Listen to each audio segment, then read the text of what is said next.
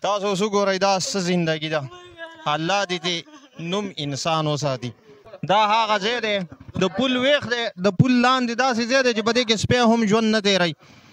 دغه ګلالي ماشومان تاسو وګورئ د دوی زندګي دلته خاورې ایرې شوه تورې خاورې شوه مړ وي شل ورځې میاشتو باندې ته خلک خبرېږي هم نه ښه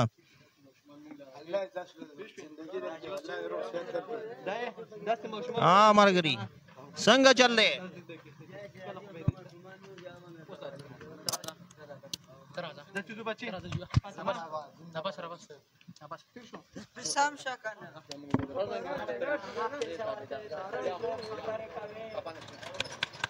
تاسو کې ستانه مینه ستانه سلوک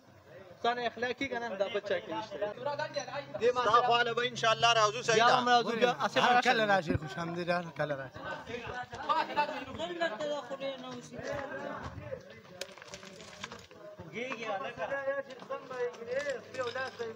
د دې اوس د دې ځای نه ویستل هم ډېر مشکل کار دی تاسو وګورئ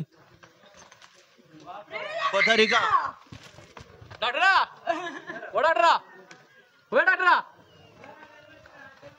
ډاکټر صاحب راځه په طریقه مه کوو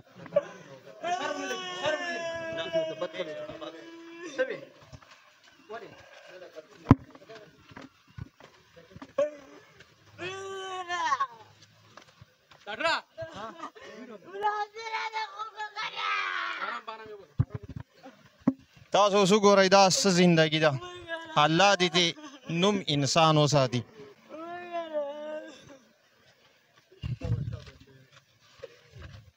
دا هم د چا د زړه غوښې دي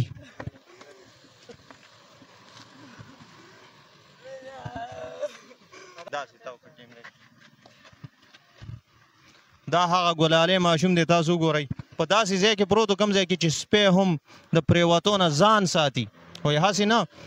ګانده شم یا ژوند د لاسه ورنکم په هغه ځای کې دا ماشوم پروت و اوس یې موږ انشاءالله بوځو اجوا ویلفیر فاونډیشن ته او د ده به علاج کېږي انشاءالله او د ده ژوند به بهتریږي بیا به هم تاسو ته ښایي یونس بھائی را سره ولاړ دی دلته کې د دې کسانو دا ژوند لږ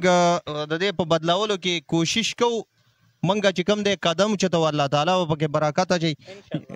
یونس بھائی څه وایي دی کې خو څه ټیکهداران دي څه غټه شکان دي او څه پکې داسې سرمایهدار خلک پاتې شوي وي پیسې را سره ډېرې وي هغې نه چې کوم دی موږ داسې روان شو یاره جي داسې ده زه وایم چې دا د الله رب العزت امتحان دی او د دې نه د خلاصې ذریعه صرف دین ته نزدېکت دی نو الله رب العزت دې وکړي چې دا ملګري بیا خپلې زندګۍ طرف ته راشي او کوشش وکړي چې انشاءالله څنګه دا نارمل خلک وخت تېروي همدغه رنګ دې خپل زندګۍ ته واپس راشي او خپل زندګي ښه ټیک ټاک طریقې سره تېر